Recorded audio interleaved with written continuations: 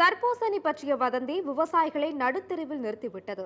பாதிக்கப்பட்ட விவசாயிகள் யார் என்றே தெரியாதது போல் தோள் கொடுக்காமல் தவித்து வருகிறது தமிழக அரசு.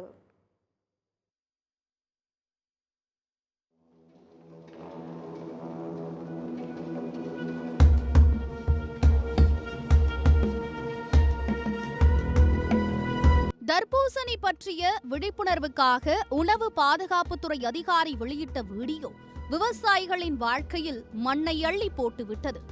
ஊசி மூலம் சுவை, நிறம் கலக்கப்பட்டிருந்ததால் அதை கண்டுபிடிப்பது பற்றி செயல்முறை விளக்கமும் அளித்தார். அந்த அதிகாரி சொன்னது போல தர்பூசணியை டிஷ்யூ பேப்பரில் தேய்த்தபோது அதில் நிறம் ஒட்டியதால் மக்களிடையே அச்சம் உருவாகி அதன் விற்பனை மளமளவென சரிந்து விட்டது. பாருங்க, இந்த பழம் அவர் டிஷ்யூ பேப்பர்ல வச்சா அடுத்து அறுக்கிற பழம் சட்டையில போட்ட உடனே என்ன கலரை மாறுது. ஏற்கனவே இது யாரும் எந்த பவுடர் விஷமும் கலக்கல. இதுல ஒரு விவசாயி உற்பத்தி பண்ற விவசாயி எந்த ஒரு விஷத்தன்மையோ எதுவும் கலக்க மாட்டாங்க. மக்களுக்கு உணவு கழிவுகிற நாங்க ஏன் அவங்களுக்கு துரோகம் பண்ண போறோம்? யாரும் அதை பண்றது கிடையாது. அந்த அதிகாரி மேல நடவடிக்கை எடுக்கணும். தமிழக அரசு விரிவா அந்த அதிகாரி மேல நடவடிக்கை எடுக்கணும். 15,000 ரூபாய்க்கு விற்பனையான ஒரு டன் தர்பூசணியை 3,000 ரூபாய்க்கு கூட யாரும் சீண்டவில்லை. பெரும் நஷ்டத்தை சந்தித்த விவசாயிகள் ஆங்காங்கே கொந்தளித்ததால் செய்தியாளர்களை சந்தித்த உணவு பாதுகாப்புத்துறை அதிகாரியாக இருந்த சதீஷ், தர்பூசணியில் ரசாயன ஊசி செலுத்தப்பட்டதாக இதுவரை எங்கும் கண்டுபிடிக்கவில்லை என்றும் தர்பூசணியை அச்சமின்றி சாப்பிடலாம் எனவும் தெரிவித்தார். இது தவறுதலா எல்லா பழங்களையும் போட்டிருக்காங்க, ஊசி போடுறாங்க அப்படின்ற மாதிரி எல்லாம் காமிச்சிருக்காங்க. கிடையவே கிடையாது. ஒரு சில இடத்துல எங்கேயோ ஒரு இடத்துல நமக்கு தவறு போது எல்லாருமே இதாகணும். அப்படி கிடையவே கிடையாது. தாராளமா மக்கள் சாப்பிடலாம். நீங்க சந்தேகப்பட்டீங்கன்னா இந்த மாதிரி பழகுனீங்கன்னா இந்த டெஸ்ட்டை மட்டும் பண்ணி பாருங்க. இதை நாங்க மட்டும் சொல்லல, FSSAI இது இந்த மெத்தடை சொல்லி கொடுத்துருக்கு. இதனால எந்த விதமான பயமே கொள்ள வேண்டாம். தாராளமா நீங்க வாட்டர்மெலன் சாப்பிடுங்க. தர்பூசணி பழத்தில் செயற்கையாக ஒரு நிறத்தை ஊசி மூலமாக செலுத்தினால் எந்த இடத்தில் செலுத்துகிறோமோ அந்த குறிப்பிட்ட இடத்தில் மட்டுமே அந்த நிறம் இருக்குமே தவிர பழம் முழுக்க அது பரவாது.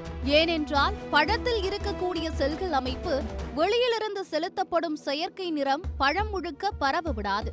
ஒருவேளை பழம் முழுக்க ஊசி மூலம் செயற்கை நிறம் ஏற்றினாலும் கூட குறிப்பிட்ட இடங்களில் மட்டுமே நிறம் படரும். இப்படி ஓரிடத்திலோ பல இடங்களிலோ ஊசி மூலம் நிறம் செலுத்தினால் அந்த பழம் ஓரிரு நாட்களுக்குள் முற்றிலும் கெட்டுவிடும். இதனால் யாருமே ஊசி செலுத்தி பழங்களை விற்கும் அளவிற்கு ரிஸ்க் எடுக்க மாட்டார்கள். அப்படியே கடும் சிரமப்பட்டு ஊசி செலுத்தினால் அந்த பழத்தின் சுவை முற்றிலும் மாறிவிடும்.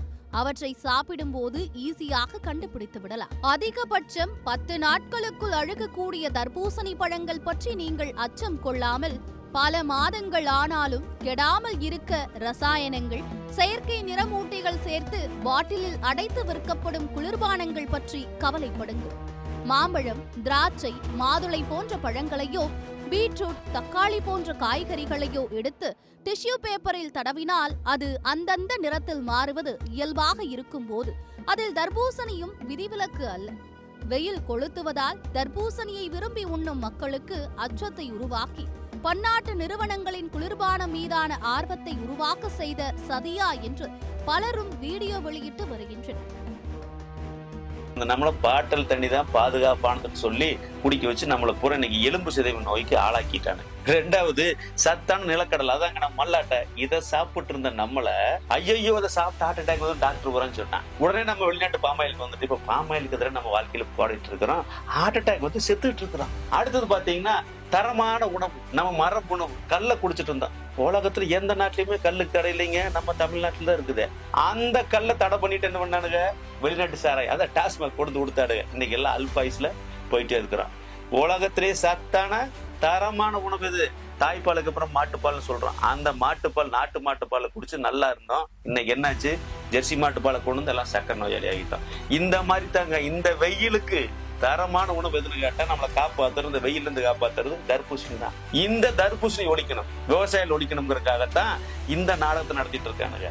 அப்ப தர்பூசணி தரமானது, தர்பூசணி சத்தானது அப்படின்னு யாரும் பேச மாட்டான். எந்த நடிகரும் வந்து பேச மாட்டான், எந்த அரசியலும் பேச மாட்டான். நமக்கான அரசியலை நம்ம தான் பேசணும். உலகத்திலே மிகப்பெரிய அரசியல் பாத்தீங்கன்னா உணவு அரசியல் தான்.